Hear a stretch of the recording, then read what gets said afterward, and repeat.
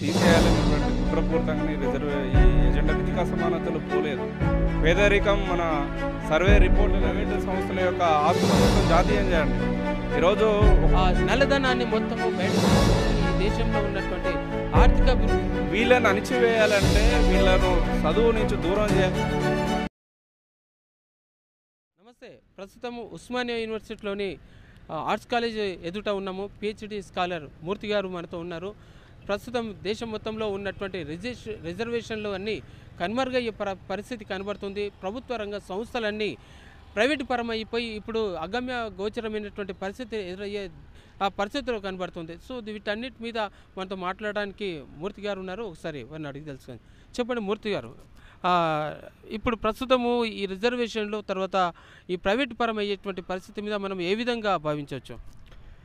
మోడీ ప్రధానంగా ఈ దేశంలో రిజర్వేషన్లు ఎత్తివేయాలనేటువంటి కుట్రపూరితంగా వ్యవహరిస్తున్నారు.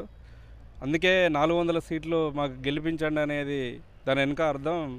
400 సీట్లు వస్తాయి. ఈ దేశంలో ఎస్సీ ఎస్టీ బీసీ మైనార్టీ వర్గాలకు అందుతున్నటువంటి రిజర్వేషన్లు మొత్తం తీసేయాలనేటువంటి కుట్రపూరితంగానే ఈ ఎజెండాని తీసుకురావడం జరుగుతుంది.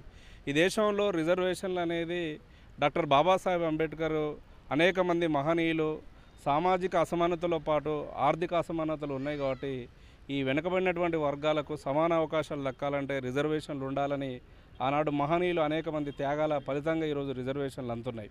కానీ ఇన్నేళ్ళ రిజర్వేషన్లను చూస్తే ఇంకా ఆర్థిక అసమానతలు పోలేదు. పేదరికం మన సర్వే రిపోర్ట్లు అనేది చెప్తుంది. ఇతర దేశాలతో కంపేర్ చేసినప్పుడు ఆకలి సూచిలో కానీ పేదరికంలో కానీ మనం చాలా వెనుకబడిపోయినాం. కాబట్టి ఉన్న రిజర్వేషన్లు సరిగ్గా అమలు చేసేటువంటి పరిస్థితిలో ఈ 75 ఏళ్ల స్వాతంత్ర భారత్లో కింది వర్గాలకు రిజర్వేషన్లు ఇంకా అందలేదు. కాబట్టి అందకుండా ఆ రిజర్వేషన్లు ఎత్తేస్తామంటే కింది వర్గాలకు అన్యాయం చేయడం తప్ప మరొకటి కాదు. నిజంగా మేము మోడీ ప్రభుత్వాన్ని అడుగుతున్నాం, రిజర్వేషన్లు ఎత్తేయడం అంటే ఈ దేశంలో ఉన్నటువంటి ఆధిపత్య వర్గాలకు, కింద ఉన్నటువంటి సామాజిక వెనుకబాటు గురైనటువంటి దళిత సామాజిక అసమానతలో గురైనటువంటి ఆదివాసీ గూడెంలో కానీ మహిళలు కానీ వీళ్ళందరూ కూడా ఆధిపత్య వర్గాలకు సమాన అవకాశం, సమాన ఈక్వాలిటీ వచ్చిందా? ఎందుకోసం మీరు ఎత్తేయాలని అనుకుంటున్నారని ఈ సందర్భంగా మేము అడుగుతున్నాం. దీంతోపాటు ప్రధానంగా ఈరోజు ఉన్నటువంటి మోడీ ఏం చెప్పారు, ఈ దేశంలో మీ అధికారంలోకి వచ్చిన తర్వాత సంవత్సరానికి 2 కోట్ల ఉద్యోగాలు ఇస్తామని చెప్పాడు. కానీ ఈ 10 సంవత్సరాలు 20 కోట్ల ఉద్యోగాలు ఈ దేశానికి ఇవ్వాలి. ఒక సందర్భంలో జర్నలిస్టులు, మీలాంటి జర్నలిస్టులు మోడీ గారు మీరు ఎన్ని ఉద్యోగాలు ఇచ్చారంటే రోడ్డు మీద పకోడీలు బజ్జీలు వేసినటువంటి వాళ్ళు కూడా ఉద్యోగాలు మేమే కల్పించడం అని ఈ దేశ ప్రధాని చెప్పడం అంటే నిరుద్యోగుల పట్ల ఈ పాలకుల యొక్క వైఖరి, స్వయంగా భారతదేశ ప్రధాని యొక్క వైఖరి ఎట్లుందనే విషయాన్ని మనం అర్థం చేసుకోవచ్చు. కాబట్టి ఈరోజు ప్రభుత్వం ఉన్న ఉద్యోగాలు కాదు, ఏటా 2 కోట్లు అంటే 20 కోట్ల ఉద్యోగాలు కాదు, ఈరోజు ప్రభుత్వ రంగ సంస్థలు మొత్తం ప్రైవేటు వర్గాలకు, కార్పొరేట్ వర్గాలకు అమ్ముకునేటువంటి పరిస్థితి ఈ దేశంలో మనకు కనబడుతుంది. ఎల్ఐసి కానీ, ఈరోజు బిఎస్ఎన్ఎల్ కానీ, ఈరోజు రైల్వే కానీ, ఎయిర్లైన్స్ కానీ ఇలాంటి సంస్థలు మొత్తం ఈరోజు ప్రైవేటు వర్గాలకు అమ్ముకున్నారంటే ఉన్న ఉద్యోగాలు ఈ దేశంలో ఓడిపోతున్నటువంటి పరిస్థితి ఉంది. నిరుద్యోగ తీవ్రత స్థాయి అనేది ఈ దేశంలో పెరిగిపోయింది. అందుకే ఈరోజు ప్రజలలో అసమానతలు, ప్రజలలో అసంతృప్తి అనేది మనకు ఈ సందర్భంగా ఎన్నికల్లో కూడా కనబడుతున్నటువంటి సందర్భం. కరెక్ట్. కానీ ఇప్పుడు దేశ ఆర్థిక అభివృద్ధి సాధించాలంటే ఇలాంటి పనులు చేస్తేనే బాగుంటుంది అన్నటువంటి ధోరణితోటి పోతున్నటువంటి విషయం, దాన్ని ఏమంటారు? దేశం అభివృద్ధి చెందడం అంటే నిజంగా జాతీయం చేయాలి. ఈరోజు ప్రైవేటు సంస్థల యొక్క ఆస్తులు మొత్తం జాతీయం చేయండి. ఈరోజు ఒక్క ఉదాహరణ తీసుకోండి. ఈరోజు చైనా కానీ, ఈరోజు అమెరికా కానీ అభివృద్ధి చెందినటువంటి దేశాల్లో ఆర్థిక వ్యవస్థ రేటు ఎలా ఉంది? వాటికి పోటీ పడేటువంటి విధంగా మన ఆలోచన విధానం ఉండాలి. కానీ ఈరోజు అట్లాంటి అభివృద్ధి పదమైనటువంటి అడుగులు వేయాల్సినటువంటి పాలకులు ఈరోజు ప్రభుత్వ రంగ సంస్థలను మొత్తం ప్రైవేటు పరం చేయడం అంటే ప్రైవేటు వర్గాలకు ఈ దేశ జాతీయ సంపదను, ఈ దేశ వనరులను తాకట్టు పెట్టడం తప్ప ఏం కాలేదు. మీరు చూడండి, అదానీ అనేటువంటి వ్యక్తి ఈ యూపీఏ గవర్నమెంట్ ఉన్నప్పుడు అదానీ ఎవరో తెలియదు. ఇప్పుడు అదానీ ఈ దేశంలో, ప్రపంచంలో ఒక అగ్ర ధనవంతుల లిస్టులో ఈరోజు చేరిండు అంటే ఈరోజు. కానీ ఒకవైపు అదే సందర్భంలో పేదరికం తీవ్రస్థాయి మాత్రం ఏం తగ్గలేదు. కాబట్టి ఈ వ్యత్యాసం అనేది రోజు బిలినియర్స్, ధనవంతుల సంఖ్య పెరుగుతుంది తప్ప పేదరికం మాత్రం పోవట్లేదు. అందుకే ప్రభుత్వ రంగ సంస్థలను ప్రైవేటు పరం చేయడం వల్ల ఏం ఉపయోగం జరగట్లేదు. ఇదే సందర్భంలో ఇక్కడ మనం గ్రహించాల్సింది ఏంటంటే ఈరోజు ప్రభుత్వ రంగ సంస్థలు ఉండడం వలన వెనకబడినటువంటి వర్గాలకు అందులో ఉద్యోగ అవకాశాలు రిజర్వేషన్లు ఉపయోగం జరుగుతుంది. కానీ ఈరోజు ప్రైవేటు చేయడం వల్ల, ప్రైవేటు పరం కావడం వల్ల అందులో సామాజిక రిజర్వేషన్ లేవు. అందులో ఉద్యోగం చేయాలంటే రిజర్వేషన్లు వర్తించాయి. కాబట్టి ఈ రకంగా కూడా కింది వర్గాలు అందులో నష్టపోయేటువంటి పరిస్థితి ఉంది.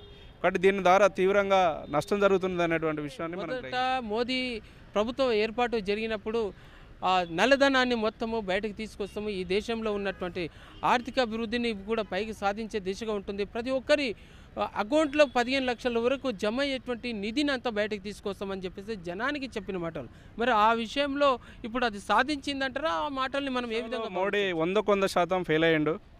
ఎందుకంటే ఆ రోజు అధికారంలోకి రావాలని ప్రజల్ని నమ్మించేటువంటి విధంగా నేను వస్తే ఈ దేశంలో అవినీతి పోతుంది, కాంగ్రెస్ మొత్తం అవినీతి స్కామ్లు, కాంగ్రెస్ అంటేనే స్కామ్లు అని చెప్పినటువంటి మోడీ విదేశాల్లో ఉన్నటువంటి నల్లధనం తీసుకొస్తే మీ అకౌంట్లో 15 లక్షలు రూపాయలు వేస్తానంటే మరి ఎంతమంది వేశారు అంటే ఈరోజు ఒక్కరి అకౌంట్లో కూడా 15 లక్షల రూపాయలు కూడా వేయనటువంటి పరిస్థితి ఈరోజు కనబడుతుంది. ఉన్న డబ్బులని ప్రభుత్వం గుంజుకునేటువంటి పరిస్థితి ఉంది. నేను ఉస్మానియా యూనివర్సిటీలో PhD స్కాలర్. నాకు గతంలో మా తోటి చదువుకున్నటువంటి, నా ముందు చదువుకున్నటువంటి స్కాలర్స్కు ప్రతి ఒక్కరికి ఏదో ఒక రకమైన ఫెలోషిప్ వచ్చేది, జాతీయ స్థాయి ఫెలోషిప్. కనీసం జాతీయ స్థాయి ఫెలోషిప్లో ఏదో ఫెలోషిప్ రాని వాళ్ళకు నామినేట్ ఫెలోషిప్ అని 8,000 రూపాయలు అనేది వచ్చేది. కానీ మోడీ అధికారంలో వచ్చిన తర్వాత నేను PhD అడ్మిషన్ తీసుకుంటే నాకు ₹1 కూడా ఫెలోషిప్ రాలేదు. నేను ఎట్లా పరిశోధన చేయాలి? కాబట్టి ఈ రకంగా పేద వర్గాలను, SC ST BC మైనార్టీ వర్గాలు, రీసెర్చ్ చేసేటువంటి పేద వర్గాలు ఈరోజు రీసెర్చ్ చేయడమే కష్టం అయిపోయింది. అంటే ఉన్నటువంటి వనరులను కూడా ఈ ప్రభుత్వం గుంజుకున్నటువంటి పరిస్థితి మోడీ ప్రభుత్వమే దక్కుతుంది. కాబట్టి ఈరోజు జన్ధన్ ఖాతాలు ప్రతి ఒక్కరు బ్యాంక్ అకౌంట్ తీయాలని చెప్పిండు. మరి బ్యాంక్ అకౌంట్ తీసిపెట్టి రెడీగా ఉన్నారు, మరి ఎందుకు అకౌంట్లో డబ్బులు వేయలేదు? ఈయన డబ్బులన్నీ ఎవరి అకౌంట్లో వేసిండంటే కేవలం అదానీ అకౌంట్లో వేసిండు తప్ప ఈ దేశంలో ప్రజలంటే 140 కోట్ల మంది ప్రజలు కాదు. ఈయన దృష్టిలో ప్రజలంటే కేవలం ఇద్దరే, ఒకరు అంబానీ, ఒకరు అదానీ.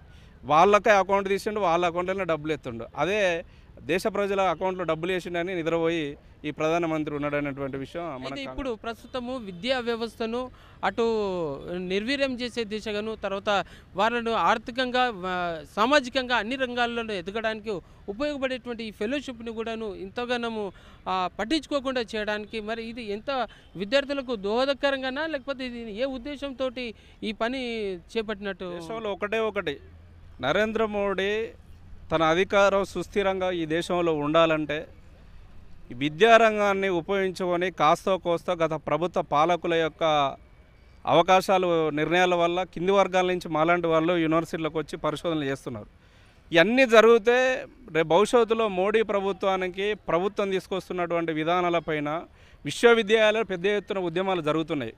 మీరు JNUలో పెద్ద పోరాటాలు జరిగినాయి.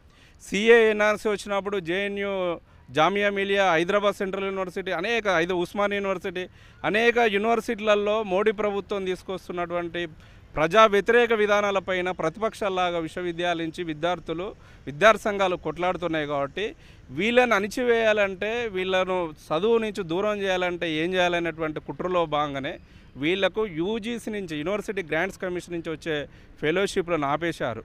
ప్లస్ నెట్ అనేటువంటి ఒక ఎగ్జామ్ను కూడా వాళ్ళకు అనుకూలంగా మార్చేశారు. దాంట్లో కూడా నెట్ను కరోనా టైంలో అయితే మెర్జ్ చేశారు. ఇయర్లీకి 2 సార్లు పెట్టాలి, ఒకటేసార్లు పెట్టిళ్ళు. ఫెలోషిప్ తీసేసిళ్ళు. స్వయం ప్రతిపత్తి సంస్థలు, విద్యా సంస్థలను ధ్వంసం చేశారు. అటానమస్ లేకుండా చేశారు. ఈరోజు ఇంకా కొత్తగా ఏం తీసుకొస్తున్నారంటే న్యూ ఎడ్యుకేషన్ పాలసీ 2020 అనే ఒక విధానాన్ని తీసుకొచ్చారు. ఈ విద్యా విధానాన్ని ఎందుకు తీసుకొస్తున్నారంటే ఈ విద్యా విధానం ఉన్నటువంటి విద్యార్థుల యొక్క మైండ్ సెట్ మొత్తం అన్సైంటిఫిక్, అశాస్త్రీయం వైపు ఈ దేశంలో విద్యార్థులను తీసుకుపోవాలి. అంటే శాస్త్రీయంగా ఆలోచించొద్దు, ప్రశ్నించేటువంటి ఆలోచన విద్యా విధానంలో ఉండొద్దు, తార్కికంగా ఆలోచించేటువంటి స్వభావం విద్యార్థులకు ఉండొద్దు. ఇవన్నీ ఉంటే ఏమైతే ప్రభుత్వాన్ని అడుగుతారు, మా ఉద్యోగాలు ఎటువైనాయి, మా చదువు ఎందుకు లేదు, మా ఫెలోషిప్లు ఎటువైనాయి, మాకెందుకు టీచర్ లేరని ఇవన్నీ అడుగుతారు. కాబట్టి ఇవన్నీ లేకుండా ఉండాలంటే వీళ్ళను కర్మ ఆలోచనల వైపు, జ్యోతిష్యం, యోగా ఇలాంటి అంటే అవిశ్వాసాలు, మూఢ విశ్వాసాలు కలిగినటువంటి కోర్సులను తీసుకొచ్చారు. మీరు ఒక్కటి చూడండి, బెనారస్ విశ్వవిద్యాలయంలో భూత వైద్య శాస్త్రం కూడా వీళ్ళు ఇంట్రడ్యూస్ చేయడం జరిగింది. అంటే భూతాలు, దయ్యాలు, వేదాలు అనే శాస్త్రాలను తీసుకొచ్చి ఈరోజు పెడుతున్నారంటే విద్యార్థుల యొక్క మైండ్ సెట్ను మొత్తం ఈరోజు ప్రశ్నించే స్వభావం లేకపోతే వీళ్ళ అధికారం అనేది సంవత్సరాల పాటు కొనసాగాలి, వీళ్ళు దోపిడీ అనేది కొనసాగాలి. కాబట్టి ఇలాంటి కుట్రలో పూరితంగా విద్యా విధానాన్ని కూడా నరేంద్ర మోడీ ప్రభుత్వం ధ్వంసం చేసింది. మీరు ఒక సందర్భం బెస్ట్ ఉదాహరణ ఏంటంటే, ఈ దేశంలో టాప్ 10 యూనివర్సిటీలకు 1000 కోట్ల రూపాయలు ఇస్తామని మోడీ ప్రభుత్వం ప్రకటించింది. 1000 కోట్లు ఇస్తే చాలా గర్వించాల్సిందే, ఆహ్వానించాల్సిందే.